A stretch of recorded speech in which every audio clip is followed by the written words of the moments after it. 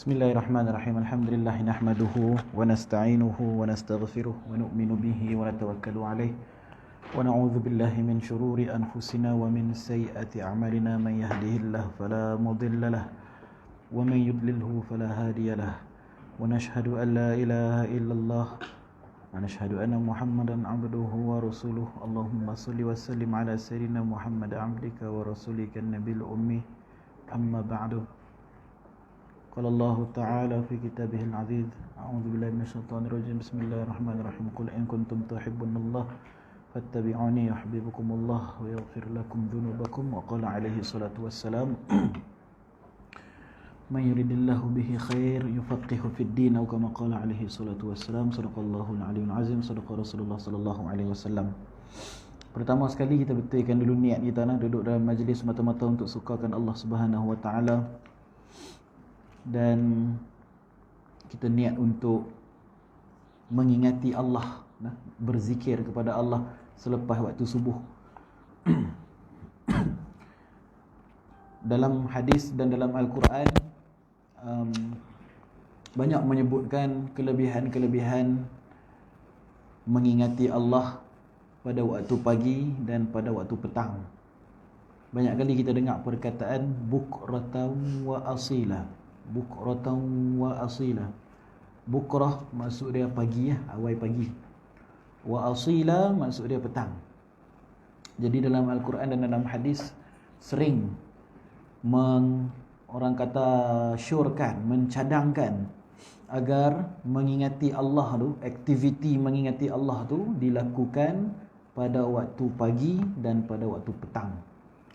Jadi atas sebab itulah para ulama gemar, orang kata, buat kuliah ni pada waktu subuh dan waktu maghrib. Yang tu asal usul dia. Kerana majlis kuliah ataupun tazkirah ni ialah majlis mengingati Allah. Majlis di mana disebutkan di dalamnya nama-nama Allah, pujian-pujian pada Allah, selawat ke atas Nabi sallallahu alaihi wasallam. Jadi majlis ni menghapuskan 1000 majlis yang lalai. Jadi bukratan wa asila waktu subuh dan pada waktu petang. Petang tu bukan petang asar tu. Petang-petang ketika matahari terbenam. Bukrah tu matahari terbit. Wa asila tu matahari terbenam. Jadi ada dua kuliah yang ulama sering menggunakan waktu tersebut untuk melakukan kuliah, iaitu kuliah maghrib dan kuliah subuh. Jadi kita duduk dalam majlis sama ada kuliah maghrib ataupun kuliah subuh, kita jangan lupa niat zikir, niat untuk mengingati Allah. Bagi menggantikan zikir kita Allah Allah Allah kah, subhanallah subhanallah subhanallah kah, la ilaha illallah kah, kita tak duduk berzikir cara macam tu. Kita duduk dengan mengingati Allah dengan cara duduk dalam majlis-majlis ilmu, majlis-majlis agama, majlis-majlis yang tazkirah lah. Tazkirah ni daripada perkataan zikir. Maksud dia ingat. Tazkirah ni memberi peringatan. Jadi jangan lupa niat tak? Kalau tak niat, rugi, tak dapat pahala berzikir. Banyak kelebihan mengingati Allah, khususnya selepas sembahyang subuh. Duduk dan mengingati Allah sampai terbit matahari. Ada banyak hadis-hadis yang berkenaan dengan mengingati Allah selepas subuh ataupun ketika matahari terbit dan juga ketika matahari terbenam. Baik, kita baca doa sikit sebelum kita start. Bismillahirrahmanirrahim. Rabbi yassir wa la tu'assir wa tammim bil khair wa bika nasta'in ya fattah ya fattah ya fattah. Allahumma rabbi zidni ilma warzuqni fahma walhamdulillahirabbil alamin. Baik, kita masih di dalam bab capal ataupun ni'al. Dalam bahasa Arab disebut ni'al Nabi sallallahu alaihi wasallam. Hadis 77 kan? Boleh. Kita baru baca 2 hadis tak silap. Saya baca hadis 77 nah. Haddatsana Ahmad ibn Mani' qala haddatsana Abu Ahmad Zubairi qala haddatsana Isa ibn Tahman qala akhraja ilaina Anas bin Malik na'laini jardawaini lahuma qibalan faqala fahaddatsani Thabit ba'du an Anas annahuma kanat na'layin Nabi sallallahu alaihi wasallam. Ni dah baca dah ni. Pernah satu ketika Anas bin Malik telah mengeluarkan pada kami sepasang selipar yang tidak berbulu, yang menggunakan 2 qibal. Saya dah tunjuk dah hari itu contoh capal Nabi, ya apa tu qibal yang masuk jari 2 tu. Dan tidak berbulu. Kenapa disebut tidak berbulu? Kerana pada zaman dulu orang buat selipar daripada kulit binatang, mereka tak cuci bulu tu bagi bersih. Tapi bila mai kat Nabi, Nabi memecahkan tradisi tersebut dengan membersihkan bulu sampai inilah, sampai licin, barulah dijadikan ni'al, baru dijadikan capal. Memberitahuku bahawa menurut Anas, kedua selipar itu adalah milik Rasulullah sallallahu alaihi wasallam. Jadi Anas keluarkan satu pasang selipar, untunglah dia dapat pegang selipar Nabi sallallahu alaihi wasallam. Kita ni tak layak nak dapat apa pun daripada Nabi. Dapat bawa selipar Nabi itu pun satu kemuliaan yang cukup besar lah. Kemuliaan yang sangat besar. Jadi para sahabat Nabi ni saling mencemburui apabila ada yang dapat membawa walau capal Nabi sallallahu alaihi wasallam. Jadi untunglah kena ada rasa cemburu nah. Kalau tak ada cemburu kepada Sayyidina Anas ni, makna kata dia tak ada sekelumit pun rasa sayang pada Nabi sallallahu alaihi wasallam. Baca tak ada rasa apa, tak cemburu, tak teringin nak bawa selipar Nabi, tak ada teringin sikit pun. Jadi itu tanda dia tak ada cinta pada Nabi sallallahu alaihi wasallam. Jadi kena istighfar banyak-banyak, banyakkan selawat, minta kepada Allah kurniakan cinta kepada Nabi sallallahu alaihi wasallam. Sebab cinta pada Nabi sallallahu alaihi wasallam ni adalah syarat untuk mendapat cinta Allah. Dalam Al-Quran sendiri, saya setiap kali saya kuliah saya akan baca ayat ni. Qul in kuntum tuhibbunallaha fattabi'uni tu. Qul, katakanlah, in kuntum, kalau kamu semua tuhibbunallah, betul-betul sayang pada Allah, cinta pada Allah, katakanlah pada mereka, wahai Nabi Muhammad SAW, fattabi'uni, ikutlah sunnah-sunnah aku. Yuhibbukumullah wa yaghfir lakum, Allah akan ampunkan kamu semua, ampunkan mereka semua, wa yaghfir lakum, dan Allah akan sayang pada mereka semua, dan wa yaghfir lakum, dan akan mengampunkan semua dosa-dosa. Jadi syarat untuk dapat keampunan daripada Allah dan syarat untuk dapat cinta daripada Allah ialah kena mencintai Nabi sallallahu alaihi wasallam. Siapa yang kata dia cinta Allah tapi dia tak ada cinta pada Nabi, dakwaan itu palsu. Jadi apa tanda cinta pada Nabi? Tanda cinta pada Nabi ialah bila mendengar hadis-hadis berkenaan Nabi rasa rindu. Bila dengar sahabat-sahabat Nabi diperlakukan sesuatu yang baik oleh Nabi SAW, kita rasa cemburu, kita rasa teringin, kita rasa kita pun nak juga. Yang itu adalah tanda-tanda cinta. Kalau tak ada, tu kena doa pada Allah, minta Allah lembutkan hati supaya Allah kurniakan cinta pada Nabi SAW. Sebab itulah pintu untuk dapat cinta Allah. Bila dapat cinta Allah, baru boleh masuk syurga Allah. Dalam hadis Nabi SAW, Nabi bagi tahu semua orang yang masuk ke dalam syurga, dia akan masuk ke dalam syurga birahmatillah, dengan cinta daripada Allah. Laisa bi'amalin, tidaklah kerana amal-amal dia. Jadi para sahabat tanya, adakah Tuan juga begitu? Adakah Nabi SAW juga begitu? Nabi SAW pun bagi tahu, wa ana aidan, aku pun sama. Aku pun akan masuk syurga bukan kerana amalan-amalan aku, bukan kerana aku punya ibadah, baca Quran, tahajud, rajin mai kuliah, rajin mai masjid, tetapi aku juga akan masuk ke dalam syurga Allah kerana rahmat. Rahmat ni kalau kita terjemah, maksud dia cinta, sayang. Rahmah, rahim, yang maha pemurah dan maha penyayang. Bismillahirrahmanirrahim. Ar-Rahman tu pemurah, Ar-Rahim tu penyayang. Rahim tu dengan rahimnya Allah kita masuk dalam syurga. Jadi daripada hadis tu kita dapat tahu, nak masuk syurga Allah, dia punya syarat, dia mesti dapat cinta Allah. Dan dalam ayat Quran yang lain, nak dapat cinta Allah, fattabi'uni yuhibbukumullah, ikut sunnah-sunnah Nabi, sayang pada Nabi, sayang semua berkaitan dengan Nabi, rindu pada Nabi, yuhibbukumullah, baru Allah akan sayang pada kamu. Jadi berkait belakang.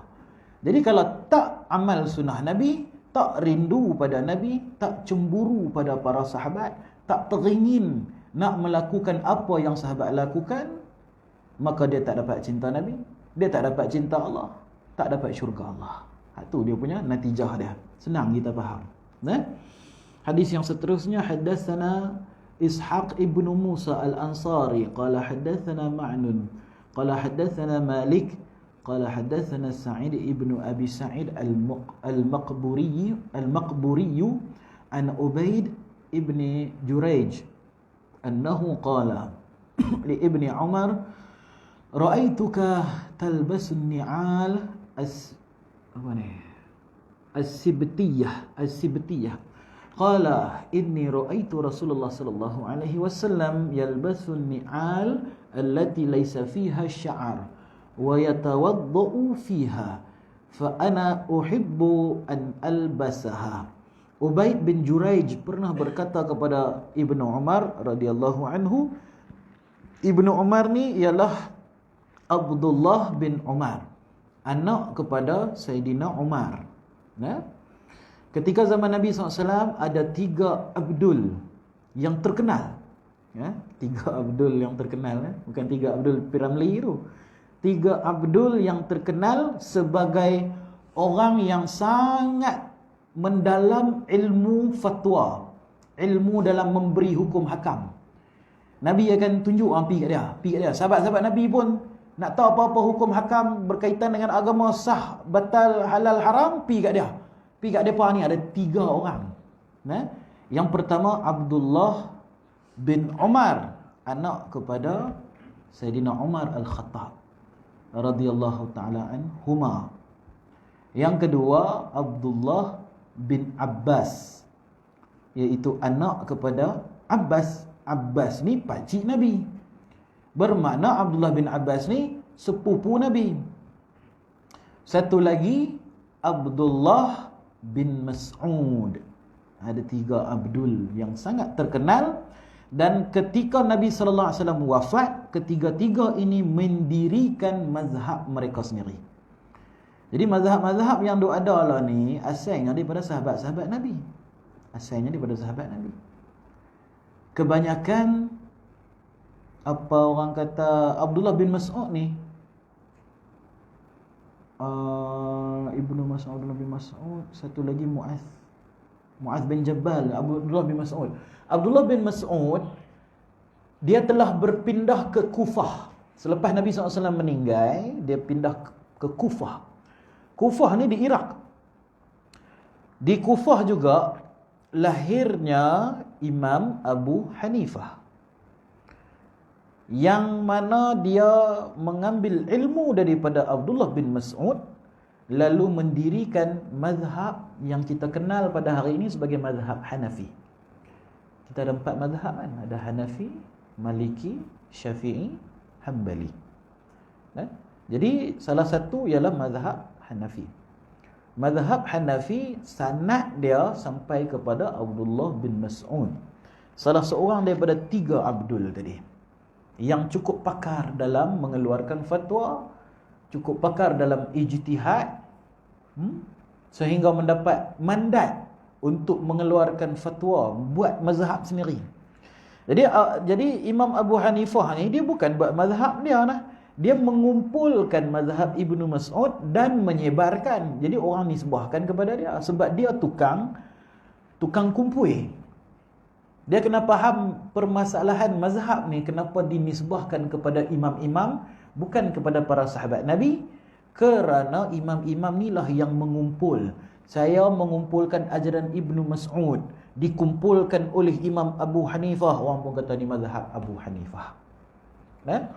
Sebab sahabat Nabi mengajar ilmu-ilmu agama secara tidak formal, iaitu tidak menggunakan buku ataupun tulisan, silibus, buku teks, tak ada. Cuba bagi satu saja nama kitab yang ditulis oleh sahabat-sahabat Nabi. Tak ada. Faham sahabat Nabi ni siapa? Sahabat Nabi ni orang yang bersama dengan Nabi ni. Orang yang pernah bertemu dengan Nabi, beriman dengan Nabi, mati dalam keadaan Muslim. Kalau dia pernah bertemu Nabi, beriman dengan Nabi, mati dia murtad, tu tak kira sahabat. Ramai. Bukan tak ada, ramai. Ketika peristiwa Isra' dan Mi'raj, ada yang mula-mula beriman dengan Nabi, lepas tu bila dapat tahu Nabi naik atas langit, pagi tu dia murtad.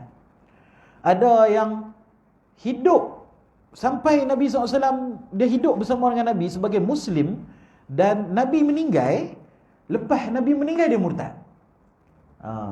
Padahal seumur hidup Nabi tu dengan dia bersama-sama pi jihad, pi apa-apa semua ni. Duduk sama-sama di Madinah menyaksikan mukjizat Rasul dan sebagainya, tapi lepas Nabi meninggal, dia tak boleh terima hakikat, dia murtad. Dia ikut Musailamah Al-Kadzab, laknatullahi alaih. Musailamah Al-Kadzab selepas Nabi SAW wafat, dia isytiharkan dia adalah Nabi yang seterusnya. Jadi bukan sikit pengikut dia, beribu. Beribu tu pula asalnya beriman ketika zaman Nabi. Jadi mereka ni masuk Islam, semayang dengan Nabi, jihad sama-sama Nabi, menega makan minum kenuri kenara dengan Nabi SAW, ketawa menangis bersama. Tiba-tiba bila Nabi SAW wafat, hidayah dicabut daripada hati-hati mereka, mereka pun murtad, ikut apa nama Nabi palsu tadi tu. Jadi kita tak usah duk berasa kita ni akan kekal iman kita. Kena ada rasa khauf, kena ada rasa takut, dan kena ada rasa rojak. Rojak ni maksud dia berharap, arju, berharap kepada Allah. Ada takut dan harap, takut dan harap. Ulama selalu sebut dalam kitab, kena ada khauf war rojak. Khauf tu takut, takut kalau Allah cabut hidayah daripada hati kita. War rojak, rojak bukan rojak buah tu, ini bahasa Arab. Rojak ada hamzah dekat belakang, maksud dia harap. Kita takut, dalam masa yang sama kita harap. Takut Allah cabut hidayah, yang kedua kita harap Allah Subhanahu Wa Taala kekalkan hidayah dalam diri kita. Takut bila kita buat amalan apa-apa, kena ada khauf dan rojak. Takut kalau amalan kita tak diterima, dan kita harap Allah SWT terima. Dia kena ada dua-dua. Jadi setiap kali kita habis sembahyang, hadirkan khauf dan rojak. Apabila kita baru sedekah, hadirkan khauf dan arju tadi tu, rojak. Kena ada takut, harap, takut, harap. Setiap amalan yang kita buat kena ada takut. Ulama tasawuf beritahu, sesiapa yang melakukan amalan-amalan soleh lalu timbul khauf, takut dalam hati dia, takut Allah tak terima, itu adalah tanda penerimaan Allah. Tapi kalau dia buat amalan-amalan soleh, dia tak rasa apa, duk rasa okey dah, hari ni aku rasa soleh betul, hari ni boleh bangun tahajud, hari ni boleh sedekah RM50, dia menghitung-hitung amalan dia, hak tu adalah tanda Allah tak terima amalan dia. Kerana dia buat amalan tu dalam keadaan riya, dalam keadaan ingin menunjuk-nunjuk. Walaupun dia tak menunjuk, tapi keinginan dalam hati dia tu, dia tak ada khauf, dia tak ada takut. Sedangkan ulama bagi kita kena ada khauf, kena ada takut. Takut Allah tak terima amalan kita, dan kena ada arju, kena ada harap pada Allah. Baik. Jadi Abdullah bin Mas'ud adalah sahabat Nabi. Ketika zaman Nabi, mereka ni mengajar secara tak formal. Secara orang kata, mereka duduk, lepas tu orang pakat tanya. Ada orang tanya, Syekh, saya nak tanya, macam mana permasalahan saya tadi pi wudu, lepas tu saya tak ingat saya kentut tak, kan? Ni macam mana ni? Saya nak kena pi ambil ayat semayang balik ke atau macam mana? Jadi Abdullah bin Mas'ud duduk dalam majlis tadi, dia kena jawab. Bila dia jawab, dia dapat jawapan, okey, good. Orang lain pula tanya bab haji. Orang ketiga pula tanya bab nikah. Orang keempat pula tanya bab ayat mutanajis, apa semua tu. Jadi suasana pengajian agama di zaman sahabat Nabi ni ialah tidak formal. Jadi hari ni belajar haji, sekali dalam masa yang sama belajar juga bab apa sedekah, dalam masa yang sama belajar juga bab apa najis, dalam masa yang sama belajar juga bab sembahyang sunat. Dia tak sama macam kita duk mengaji lah ni. Kita mengaji lah ni kalau bab ayat saja sampai habis.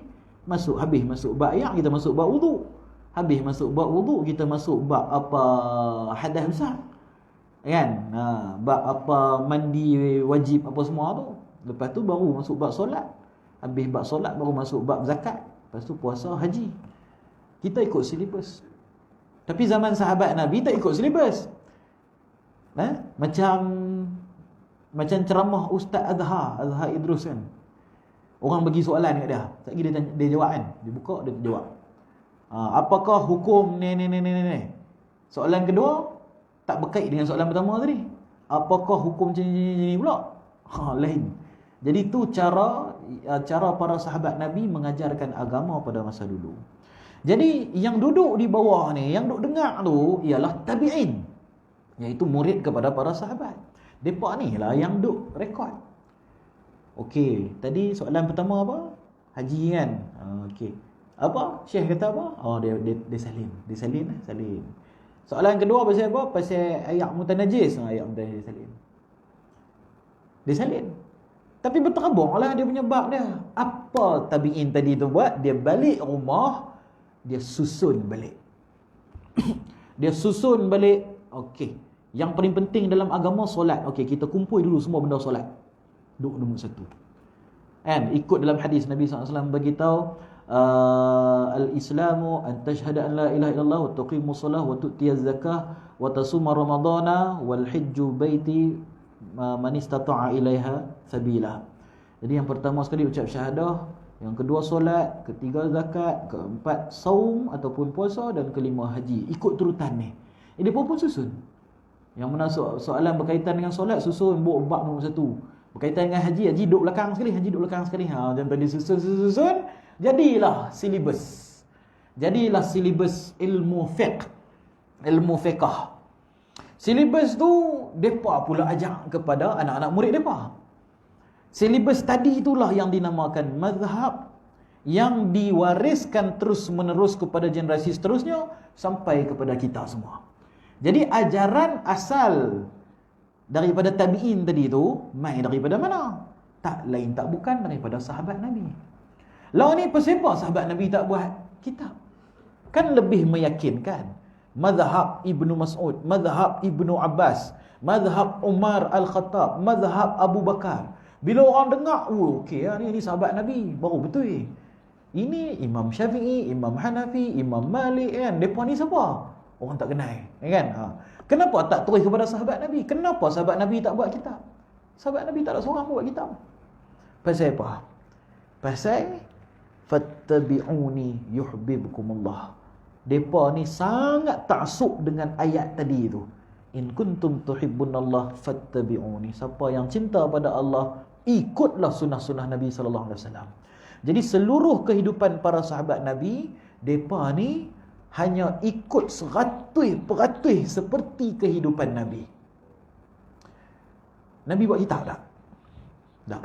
Bahkan Nabi itu ummi, tidak membaca, tidak menulis. Jadi bila Nabi tidak menulis kitab, para sahabat Nabi pun tak mau tulis kitab. Bila Nabi mengajak secara tidak formal, Nabi duduk di masjid, pakat-pakat mai tanya soalan secara random, secara rawak, maka sahabat Nabi pun mengajak kepada para tabi'in, iaitu murid-murid mereka, cara yang sama. Berlaku revolusi ataupun pembaharuan ataupun reformasi ketika zaman tabi'in. Sebab mereka duk rasa tak boleh jadi ni. Islam semakin berkembang, masuk ke negara-negara ajam, negara-negara luar daripada Arab. Kalau kita buat style macam ni juga, sagi orang yang duduk di luar-luar sana apa semua ni, dia susah nak dapat agama ni. Pasal berterabur, kena ada seorang syekh yang betul-betul alim ni duduk di dalam kampung-kampung apa semua untuk mengajarkan orang. Jadi ulama tak cukup. Islam semakin pesat berkembang. Habis tu mereka yang masuk Islam nak belajar solat, nak belajar puasa apa semua macam mana? Tak ada satu orang syekh, tok guru besar duduk dengan bersama dengan mereka. Maka mereka pun kata kita kena buat reformasi. Perlu formkan balik. perlu silibuskan balik. Jadi mereka pun buatlah mazhab tadi tu. Susun ajaran-ajaran Nabi, jadi satu silibus, sebarkan masuk ke kampung-kampung. Jadi bila dah ada buku teks, hantar ustaz-ustaz biasa pun boleh. Hantar ustaz-ustaz biasa masuk kampung-kampung, biasa baca je lah. Baca benda dah ada, baca saja. Kan? Tak perlu orang kata menjadi mufti. Kalau tak, setiap kampung kena ada satu mufti. Jenuh lah. Kan? Jadi cukup ustaz saja yang mempelajari kitab daripada imam-imam mazhab mengajar. Dan tradisi itu berterusan sampai ke hari ini. Jadi ustaz-ustaz masuk ke kampung-kampung semua buka kitab fiqh. Dia bukan duduk saja, saya nak buat mazhab saya sendiri ni. Tanya apa nak tanya. Apa hukumnya ni? Saya rasa hukum dia macam ni lah. Kan? Ni dalil dia, Quran, hadis pun semua. Tak ada macam tu lah. Kita mengikut ulama-ulama yang terdahulu kerana sanad dia ada. Jadi clear lah pasal mazhab. Jadi Abdullah bin Mas'ud banyak diambil ilmunya oleh Imam Abu Hanifah jadi mazhab Hanafi. Kalau Abdullah bin Abbas, yang tadi itu nombor 2 kan ada 3. Abdullah bin Mas'ud, Abdullah bin Abbas dengan Abdullah bin Umar. Abdullah bin Abbas menerbitkan 2 mazhab, iaitu mazhab kita, mazhab Syafi'i dan mazhab Hambali. Pasal apa? Mazhab Hambali iaitu Imam Ahmad bin Hanbal ialah anak murid kepada Imam Asy-Syafi'i rahimahullah. Imam Asy-Syafi'i dia punya sanad pengajian dia daripada Abdullah bin Abbas. Abdullah bin Abbas tinggalnya di Mekah. Imam Asy-Syafi'i asalnya Mekah. Sanad pengajian dia sampai kepada Mekah. Manakala satu lagi iaitu Abdullah bin Umar menerbitkan mazhab Maliki. Mazhab Malik bin Anas. Malik bin Anas sangat terkenal sebagai ahli Madinah, iaitu orang yang duduk di Madinah, hidup mati dia dalam Madinah, dia tak mau keluar daripada Madinah kerana terlalu cinta pada Nabi SAW. Dia tak mau keluar daripada Madinah sebab tak mau berjauhan daripada Nabi. Betapa cintanya Malik bin Anas kepada Rasulullah SAW, boleh baca kisah dia, dahsyat kisah dia. Yang masyhur kita selalu dengar, dia tengah duduk mengajar hadis, tiba-tiba depa dulu zaman dulu buat pengajian ni dekat bawah pokok, dekat padang pasir bawah pokok. Ramai-ramai orang duduk keliling, duduk baca.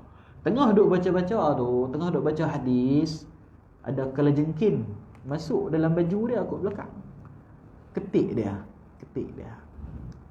Dia duduk tak selesa, lagu tu tak selesa, tapi tak melatah, tak apa, kerana sedang membaca hadis. Jadi dia baca kerana hormat, sayang, cinta pada Nabi, baca dan terus baca sampai habis. Barulah dia panggil anak murid dia, tolong cabut saya belakang dia. Dia ada kena jengking.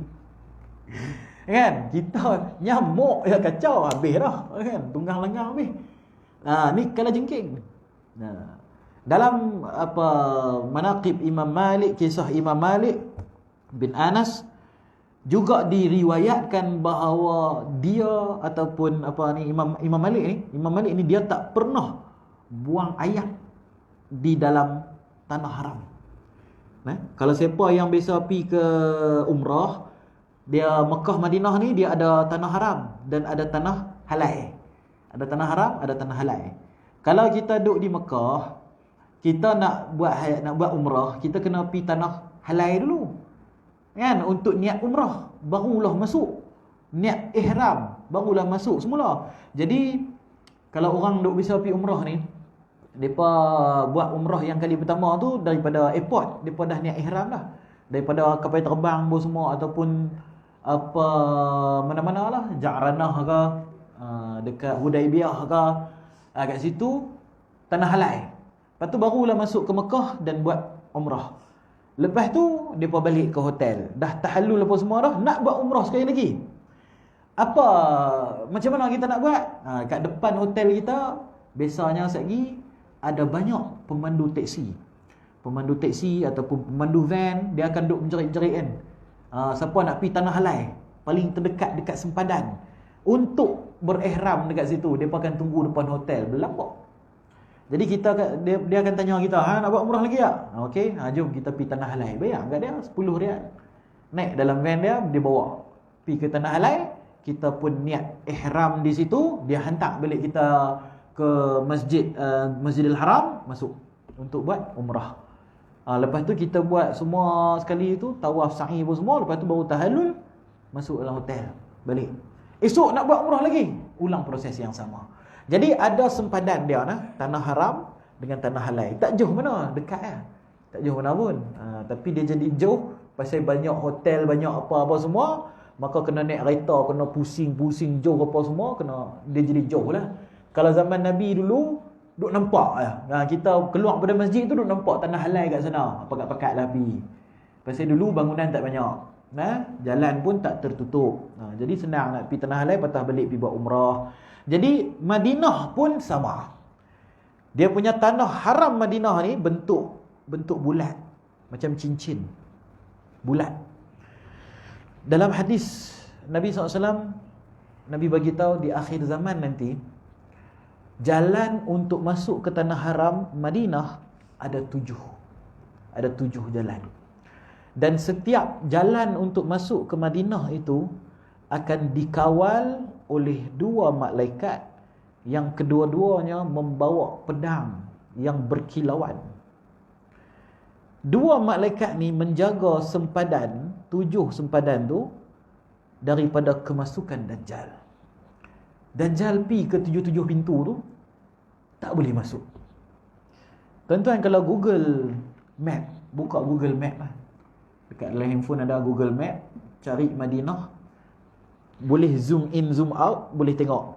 Cari dulu taman Masjid Nabawi. Jumpa Masjid Nabawi, zoom out sikit.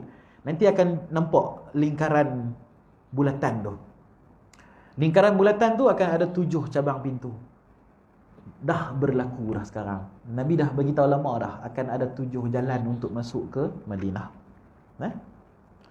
Dan itu menunjukkan Dajjal itu manusia. Sebab tu dia kena ikut jalan darat. Dia kena naik kereta, kena lalu checkpoint, kena lalu tol apa semua. Kalau tak boleh je, kalau dia nak masuk, nak menyelit masuk ikut celah-celah apa rumah-rumah. Tapi Nabi SAW bagi tahu dia akan lalu ikut jalan. Dia ikut jalan macam kita semua ikut jalan lah. Kan? Kalau masuk ke macam kita highway tu mana boleh kita terjun masuk ke gaung kiri kanan, dia kena exit elok-elok kan. Lepas tu nak masuk highway kena exit masuk, kena susul keluar balik masuk ke highway apa semua. Jadi Dajjal pun macam tu. Dia pun serupa macam kita, naik kenderaan, naik kereta apa semua, dan dia akan dihalang di setiap sempadan tu daripada memasuki kerana ada malaikat duk tunggu. Ada 7 jalan. Jadi bulat kecil saja, tak besar mana. Tengah-tengah ada Masjid Nabawi. Di situlah tanah haram Madinah.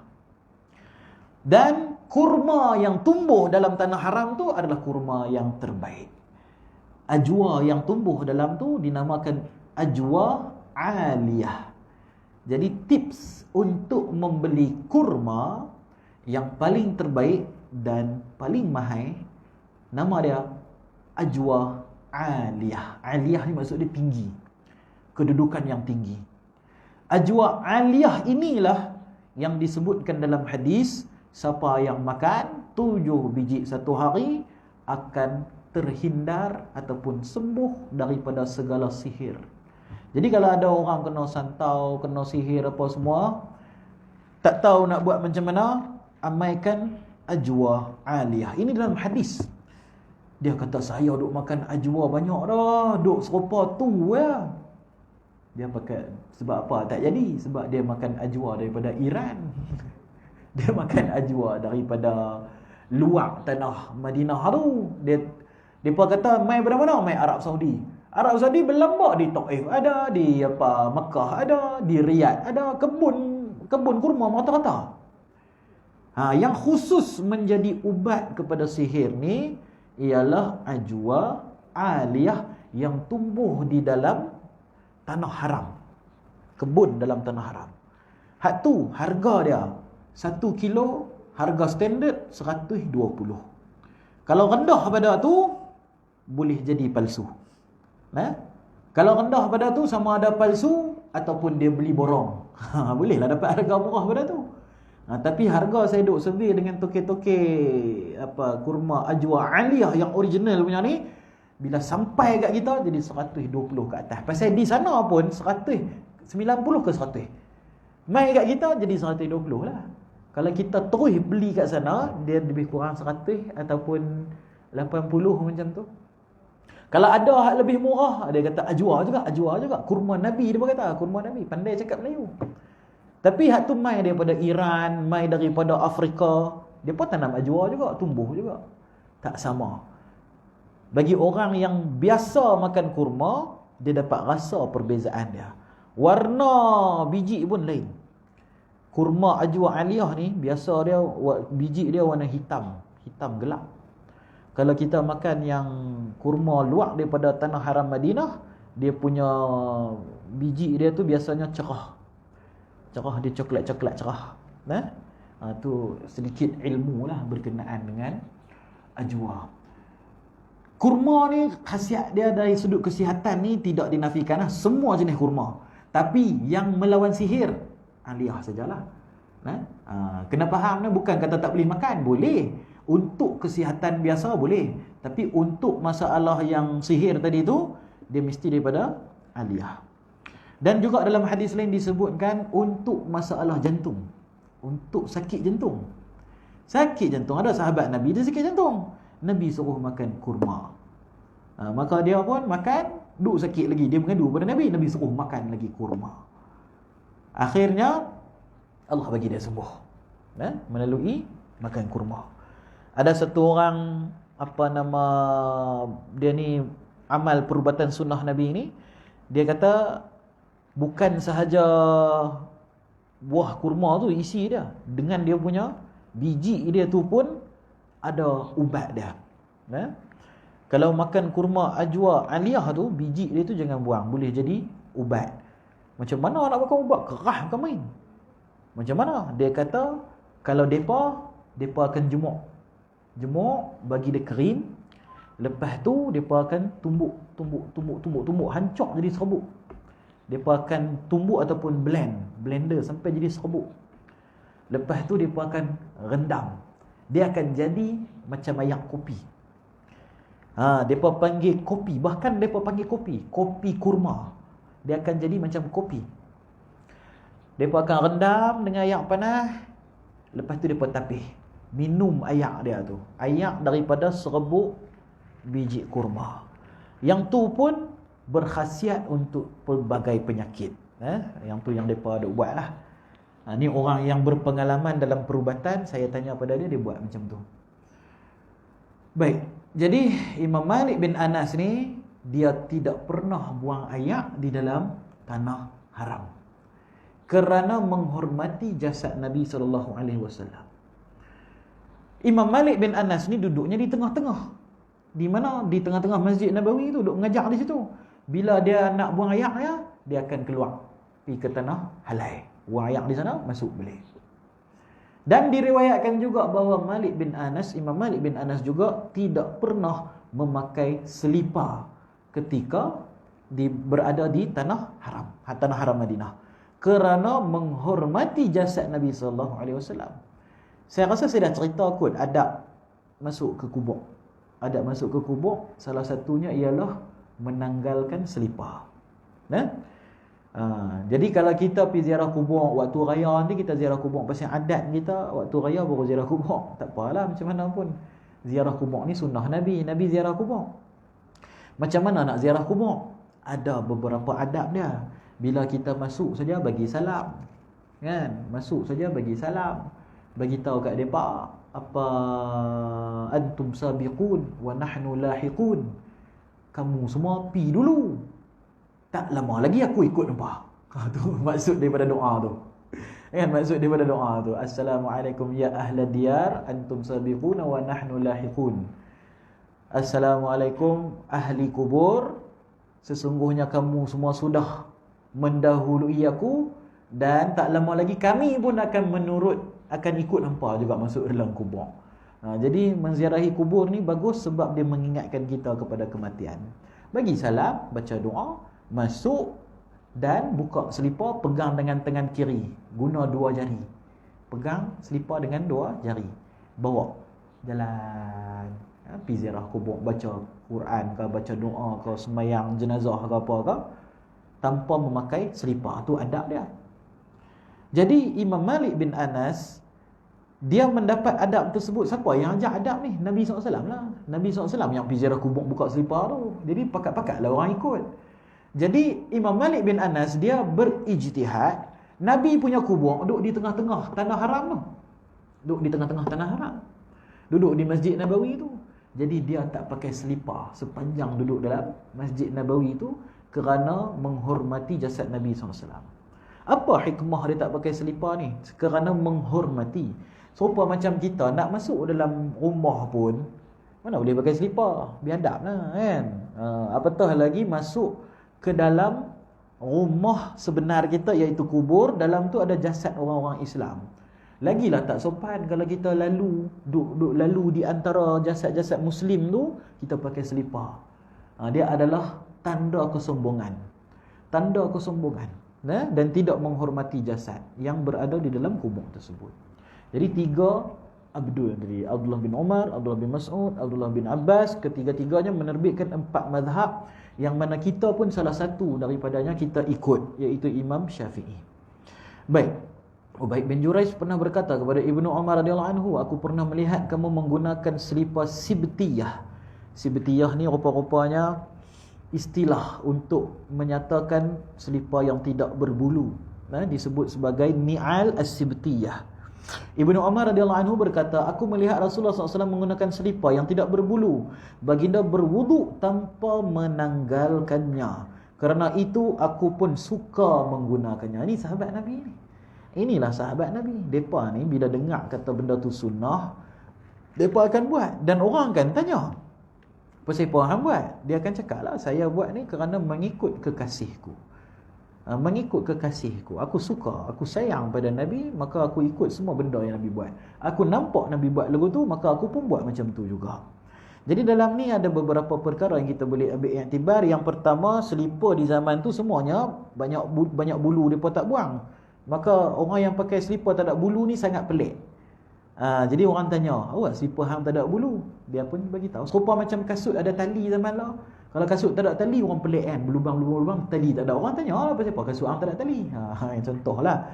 Pasal itu adat di zaman sekarang. Kalau adat zaman dulu, semua selipar ada bulu. Dia tak ada. Maka dia kata, aku ikut Nabi. Pasal Nabi aku tengok selipar Nabi tak ada bulu. Tu pertama. Yang kedua, dia kata Nabi SAW berwuduk tanpa menanggalkannya. Baik. Tanpa menanggalkannya sebab selipar Nabi tu kan dia 2 tali saja masuk kaki tu, kira boleh tuang ayak ke atas tu kenalah semua.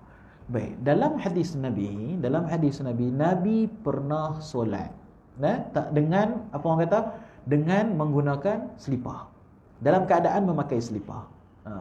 Saya biasa tanya pada ustaz saya, ustaz bukan saya tanya, ustaz saya cerita masa dia di Afghanistan tak silap, dia semayang pakai selipar. Jadi orang tanya, apa siapa semayang pakai selipar? Dia pun bacakan hadis Nabi SAW solat pakai selipar. Bahkan berwuduk pun dalam keadaan selipar tu tak buka.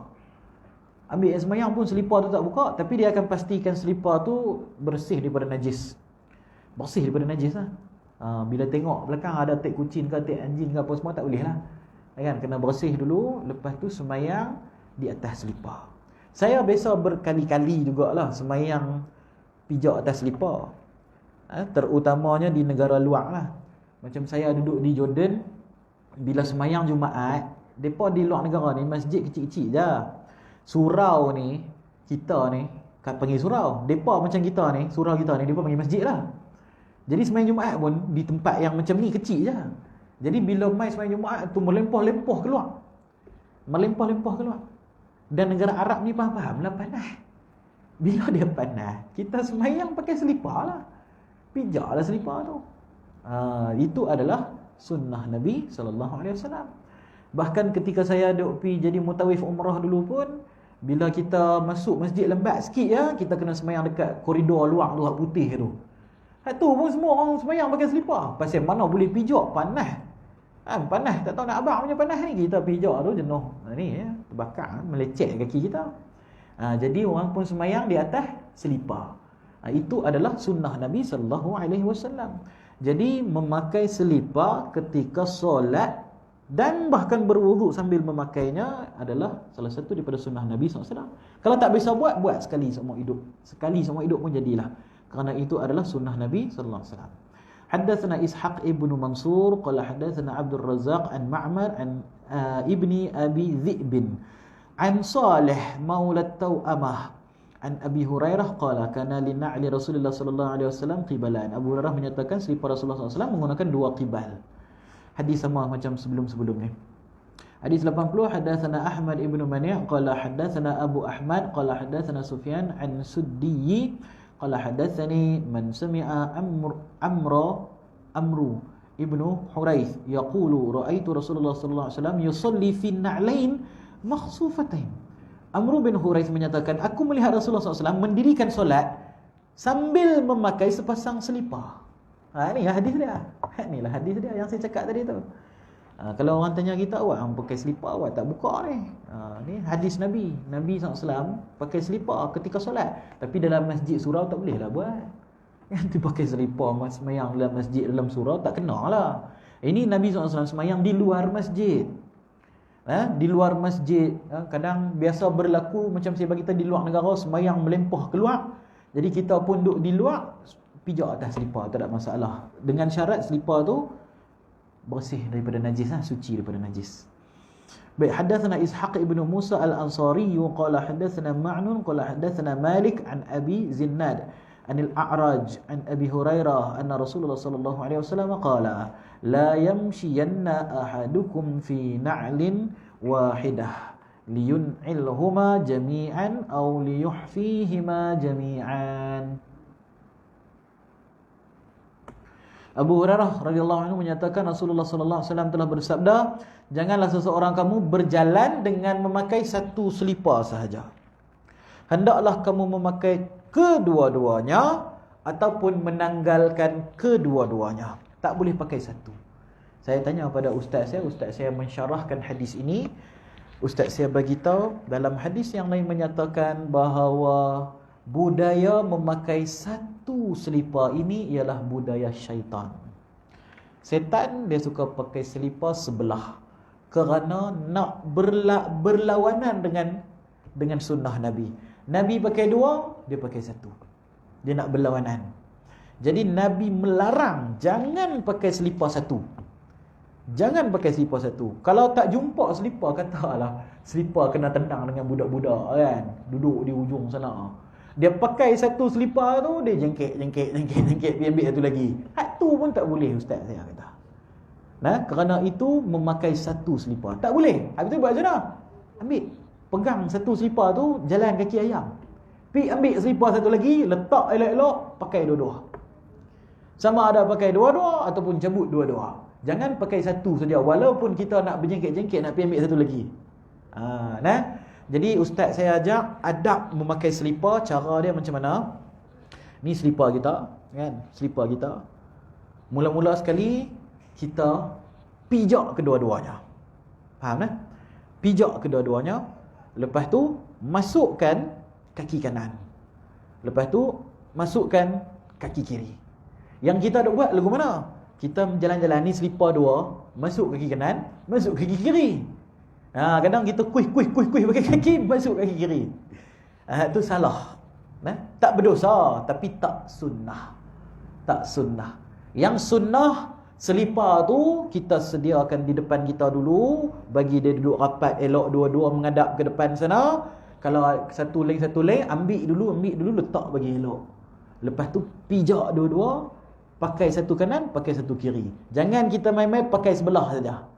Lepas tu baru masuk sebelah kiri. Hak tu berlawanan dengan sunnah Nabi SAW. Kerana larangan ini, Nabi tak bagi pakai selipar sebelah. Jadi kena pijak dua-dua supaya dikira memakai dua-dua belah. Barulah masuk pelan-pelan satu kaki kanan, masuk satu lagi kiri.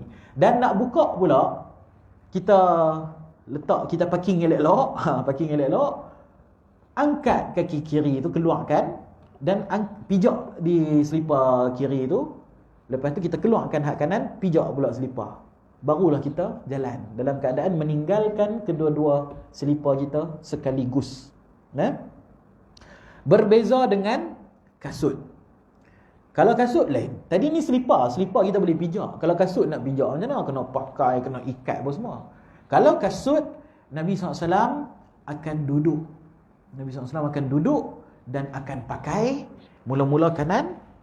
Tapi sebelum pakai itu Nabi akan ketuk dulu. Ketuk dulu kasut tu. Itu sunnah dia. Pasal apa ketuk? Pernah berlaku satu kali Nabi SAW ambil kasut Nabi yang menutupi sampai buku lali semua kan, tutup kasut tertutup macam kita duk pakai zaman lah ni.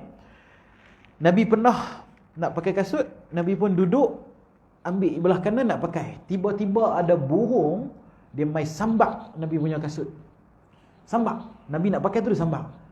Dia sambak, dia bawa atas, lepas tu dia lepas. Puk, jatuh kat depan Nabi SAW. Keluar ulang kecil. Ulang kecil keluar. Dia keluar lari.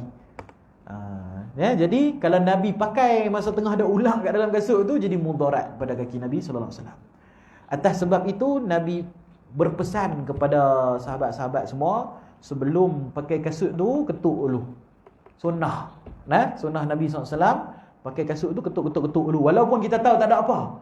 Tengok dah tak ada apa pun, ketuk juga kerana sunnah Nabi. Kita buat bukan sebab ada menatang ke, ada ulang ke, ada lipas ke apa ke. Kita buat kerana sunnah Nabi. Ada satu orang sahabat Nabi ni, saya tak ingat nama dia siapa. Abdullah bin Umar juga, tak silap saya ni. Dia berjalan dengan Nabi satu hari dekat Madinah. Lepas tu ada satu pokok, dia dah separa tumbang tau. Dia dah separa tumbang. Bukan tumbang, macam ranting dia tu dah jatuh, pelepah dia tu dah jatuh separuh. Jadi Nabi lalu kat situ, Nabi tunduk. Ibnu Umar pun lalu dia tunduk. Tunduk jalan. Di waktu yang lain, sahabat tadi tu saya tak ingat nama dia apa, Ibnu Umar kot. Dia jalan dekat tempat yang sama, di jalan yang sama. Tapi kali ni pelepah tu dah dibuang dah kerana mengganggu jalan. Tuan pokok tadi tu dia ambil, dia buang. Jadi bolehlah jalan. Tapi dia tadi tu, sahabat tadi tu, dia sampai dekat tepi pokok tu, dia tunduk. Padahal tak ada pelepah, tak ada apa, dia tunduk. Dia jalan. Orang tanya, hang ni pasal apa? Dia pun cerita, dulu aku pernah lalu dekat sini dengan Nabi SAW. Di sinilah Nabi tunduk. Tuan-tuan bayangkan macam mana betapa sahabat Nabi memahami sunnah Nabi itu sebagai wahyu, bukan sebagai perbuatan manusia biasa. Kalau perbuatan manusia biasa, kita kata, oh dia tunduk pasal ada pokok, kalau tak ada pokok tak tunduk lah. Itu kerana dia melihat Nabi sebagai bashar, sebagai manusia biasa. Tapi bila dia melihat Nabi sebagai wahyu, apa saja Nabi buat, dia buat. Walaupun pokok dah tak ada, dia kata Nabi pernah tunduk dekat sini, aku tunduk kat sini juga. Faham ni? Jadi kita pun kena berfikiran yang sama. Bila kita minum air contohnya, sunnah Nabi melihat kepada air. Melihat baru minum. Sunnah Nabi. Dalam hadis bagi tahu sebelum Nabi minum, Nabi tuang air, ambil air dalam cawan tu, tengok dulu baru minum. Jadi kita sebelum kita minum, tengok dulu air. Pasal apa? Kena tengok. Tengok jelah Nabi buat. Betul minum. Ada satu kali Sayyidina Ali radhiyallahu taala anhu, dia meriwayatkan hadis berkenaan dengan doa naik kenderaan. Dia pun bagi tahu masuk kenderaan ataupun naik kuda ataupun naik keldai ke apa ke, mulakan dengan tangan kaki kanan. Langkah tu. Jadi kita kalau masuk kereta, kita langkah masuk kaki kanan. Tapi kita ni driver seat belah kanan. Jenuh silang kaki ada orang nak amal sunnah, dia silang juga kaki dia. Dia tak kisah, dia silang juga kerana nak amal sunnah Nabi. Jadi kalau kita naik motor, bolehlah angkat kaki kanan. Jangan kita masuk kat belah kiri, masuk kat belah kanan kerana nak ikut sunnah Nabi. Jadi Sayyidina Ali pun tunjuk, mula-mula masuk kanan. Lepas tu dah masuk, dah duduk, bila start berjalan, barulah baca doa. Bukan sebelum berjalan lah. Bukan sebelum berjalan, okey baca doa ramai, tak. Berjalan dulu. Bila dah berjalan, baru baca doa. Dia kata subhanallazi sakharana hadza wa ma kunna lahu muqrinin wa inna ila rabbina lamunqalibun. Kemudian dia kata baca subhanallah 3 kali. Subhanallah, subhanallah, subhanallah. Kemudian baca alhamdulillah 3 kali. Alhamdulillah, alhamdulillah, alhamdulillah. Kemudian baca Allahu akbar 3 kali. Allahu akbar, Allahu akbar, Allahu akbar.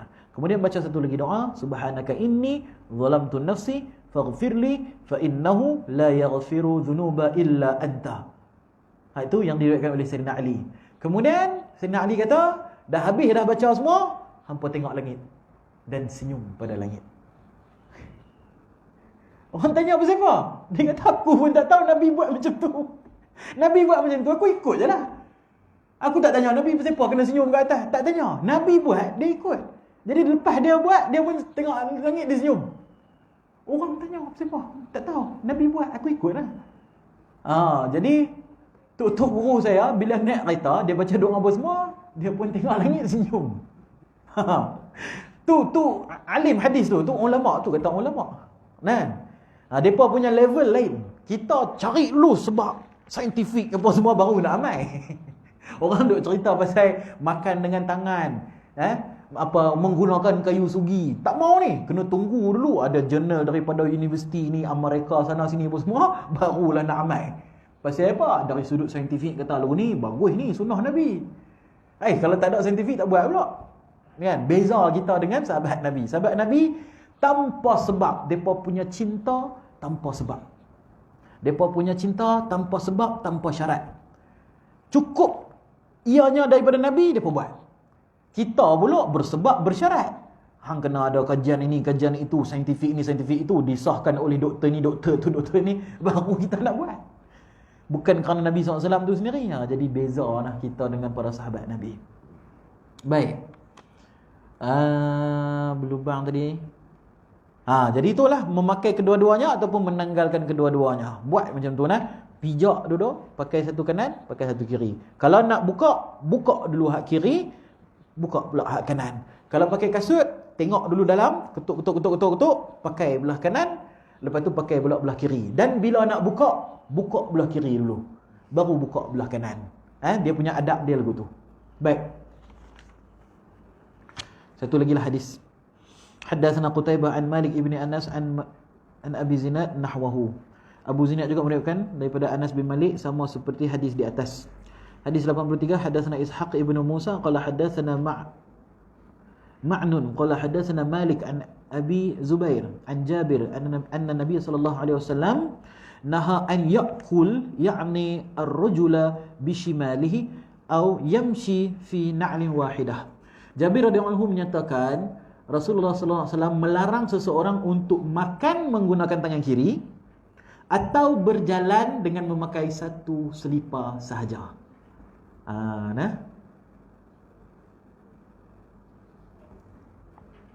Baca bagi habis lagi 3 ni. Lagi 3 saja hadis, baca bagi habislah. Jadi Nabi SAW melarang berjalan dengan satu selipar. Walaupun kita nak pergi ambil selipar satu lagi, ada budak-budak dia main 7 selipar. Kan dulu kecil-kecil dulu duk ambil selipar pakcik-pakcik surau lah, duk main 7 selipar. Depa habis main tarawih cari selipar tak jumpa. Satu dekat pagar sana, satu dekat pokok sana, jenuh. Depa pakai satu duk jengkit pergi ambil. Hak tu dilarang oleh Nabi sallallahu alaihi wasallam.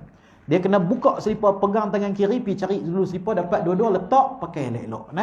Tak boleh pakai ataupun berjalan dengan satu selipar. Hadis yang seterusnya lagi 3 saja kita perhabis lah.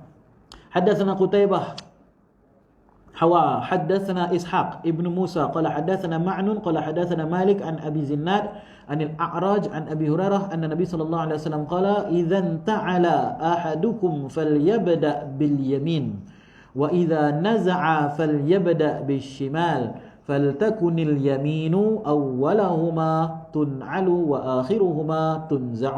Abu Hurairah radhiyallahu anhu menyatakan bahawa Nabi sallallahu alaihi wasallam bersabda, apabila kamu pakai selipar, hendaklah memulainya dengan kaki kanan. Kemudian apabila menanggalkannya, hendaklah memulainya dengan kaki kiri. Jadikanlah kaki kanan sebagai kaki pertama ketika memakai selipar dan kaki terakhir ketika menanggalkannya. Ni saya dah bagi tahu dah tadi, dah terangkan dah tadi, dah faham dah insya-Allah. Selipar pun macam tu, kasut pun macam tu. Lagi dua hadis berbaki. Hadatsana Abu Musa Muhammad ibnu Muthanna qala hadatsana Muhammad ibnu Ja'far qala hadatsana Syu'bah qala hadatsana Ash'ath huwa ibnu Abi Sya'tha an abihi an Masruq an Aisyah radhiyallahu taala anha qalat kana Rasulullah sallallahu alaihi wasallam yuhibbu tayammuna mastata'a fi tarajjulihi wa tana'ulihi wa tuhurihi. Aisyah radhiyallahu anha menyatakan Rasulullah SAW suka menggunakan anggota sebelah kanan tubuhnya seboleh-bolehnya ketika menyikat rambut, memakai selipar dan ketika bersuci, berwuduk, bersuci ataupun berwuduk ataupun mandi wajib. Jadi Aisyah radhiyallahu anha menyatakan Nabi ini suka mendahulukan anggota kanan dalam perkara-perkara kebaikan. Dan Aisyah bagi contoh 3 saja, sikat rambut, pakai selipar dan ketika bersuci, berwuduk ataupun mandi wajib. Lah ni pasal 3 saja Aisyah sebut. Pasal tak lebih? Adakah 3 ni sahaja yang Nabi memulakan dengan bahagian kanan? Ataupun semua sekali? Jawapan dia ialah semua benda yang baik-baik. Sebab itulah orang tua-tua kita bila bagi barang tangan kanan, ambil barang tangan kanan. Bila terpaksa tangan kiri, minta maaf nah tangan kiri. Tu adab. Adab tu dapat daripada mana? Daripada hadis Nabi. Dalam hadis Nabi tak ada pun cerita Nabi menerima ataupun memberi dengan tangan kanan. Tapi pasal apa orang kita buat lagu tu? Kerana hadis ini umum menyatakan memulakan sesuatu yang baik semua belah kanan. Tapi dia kata 3 saja. Sikat rambut, pakai selipar dan ketika bersuci. Lah ni cerita dia. Kenapa 3? Sebab dalam bahasa Arab, bilangan dalam bahasa Arab dia ada 3. Yang pertama disebut mufrad, iaitu perkataan yang menunjukkan satu benda tu tunggal, disebut mufrad, seorang-seorang dia. Yang kedua disebut tasniyah, 2. Dan yang ketiga disebut jamak. Jadi kalau bahasa Inggeris dia ada 2 saja dia punya bilangan dia. Dia ada singular dengan plural. Singular tu satu. Contohnya buku, book, B-O-O-K, book. Tapi kalau plural, books, dia ada S. Apa saja yang tambah S dalam bahasa Inggeris dikira banyak.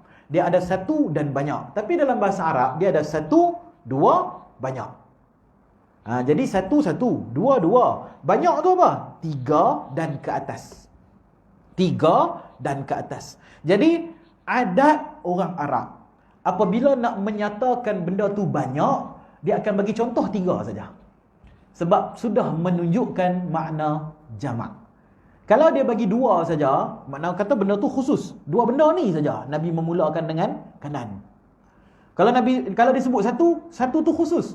1 ni saja yang Nabi memulakan daripada kanan. Jadi Aisyah memberi contoh 3, menunjukkan 3 dan ke atas.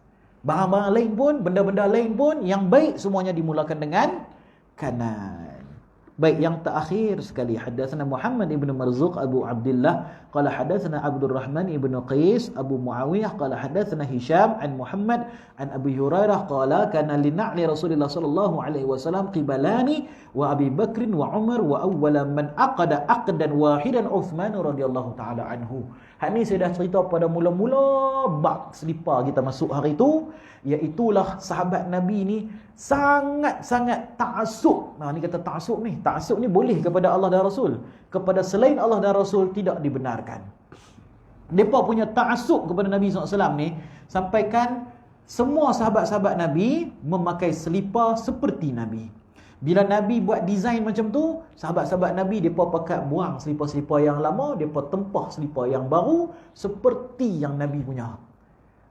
Orang lain semua ada 1 saja dia punya tempat kaki, Nabi buat 2, pakat-pakatlah buat 2. Nabi buang dia punya bulu dia, pakat-pakatlah buang bulu dia.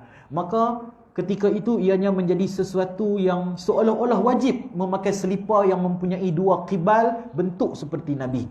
Kerana semua orang buat macam tu. Abu Bakar, Umar, Uthman, semua buat macam tu. Dan berterusan semua umat Islam memakai selipar design daripada Nabi. Kerana tu khusus tau. Khusus. Kalau macam jubah, serban apa semua, benda tu daripada sebelum kenabian lagi dah ada. Tapi selipar macam yang saya beritahu, ianya adalah satu design eksklusif yang diwahyukan kepada Nabi SAW. Maka sahabat Nabi faham akan betapa eksklusifnya design tu, maka mereka pun pakat-pakat tirulah. Jadi berterusan daripada zaman Nabi Muhammad SAW, berpindah ke zaman Abu Bakar radhiyallahu anhu menjadi khalifah, semua umat Islam pakai selipar yang sama. Lepas tu Umar, lepas tu sampai ke zaman Osman, dia mula mengubah dua qibal tadi tu menjadi satu, jadi selipar Jepun balik. Jadi selipar Jepun balik. Abu Hurairah yang menyatakan selipar Rasulullah SAW, Abu Bakar, Umar menggunakan dua qibal, dan orang pertama mengikat dengan satu qibal ialah Osman radhiyallahu taala anhu. Saya dah beritahu dah sebab apa hari tu kan. Sebab Osman dia takut ianya menjadi wajib. Dia takut umat Islam menganggap pakai selipar design macam Nabi itu wajib. Takut lagi saling tuduh-menuduh, "Weh, hang ni haram ni pakai selipar Jepun ni haram." Pakai selipar Jepun haram, selipar kedai RM2 haram, selipar tandas haram, semua haram. Pasal apa? Hang kena pakai ada dua tali tu barulah halal, barulah harus. Pasal apa? Pasal Nabi buat, Abu Bakar buat, Umar buat, semua orang Islam pada masa tu buat. Jadi Osman takut jadi perubahan dalam hukum, maka dia pun pakai satu, menunjukkan benda tu harus, benda tu dibenarkan dalam syarak. Baik, alhamdulillah, syukur pada Allah Subhanahu Wa Taala, selesai kuliah kita pada hari ini. Walaupun PKP kan, pasal saya ni Penang PKP, sini PKP ada B. Ada B, boleh lagi. Kami di sana nak semayang pun tak boleh, semayang di rumah ya, Jumaat pun semua tak boleh. Ya, alhamdulillah, syukur negeri Perak ni dirahmati oleh Allah Subhanahu Wa Taala. Baik, jadi kita tangguhlah majlis kita tasbih kafarah surah Wal-As, dan seperti biasa kita tutup dengan semayang sunat isyraq ataupun semayang sunat duha, sebab dalam hadis menyebutkan sesiapa yang semayang subuh berjemaah, kemudian dia duduk mengingati Allah sampai matahari terbit, kemudian dia semayang 2 rakaat, Allah bagi pahala haji dan umrah yang sempurna bagi dia. Kalau duduk di rumah tak edit lah. Sebab dalam hadis tu dia suruh mai solat berjemaah. Lepas tu duduk, kalau dia duduk di masjid, dia semayang, lepas tu dia balik, dia tunggu di rumah tak edit. Dia kena tunggu di masjid juga, barulah dapat fadilat haji dan umrah yang sempurna. Jadi jangan lepaskan peluang ni. Kita tangguh majlis kita. Subhanallah bihamdi, subhanakallah bihamdika, asyhadu an la ilaha illa anta, astaghfiruka wa atubu ilaik. Bismillahirrahmanirrahim. Wa 'asri innal insana lafi khusr illa alladziina aamanu wa 'amilus solihati wa tawassaw bil haqq wa tawassaw bis sabr. Alhamdulillah. Assalamualaikum warahmatullahi wabarakatuh.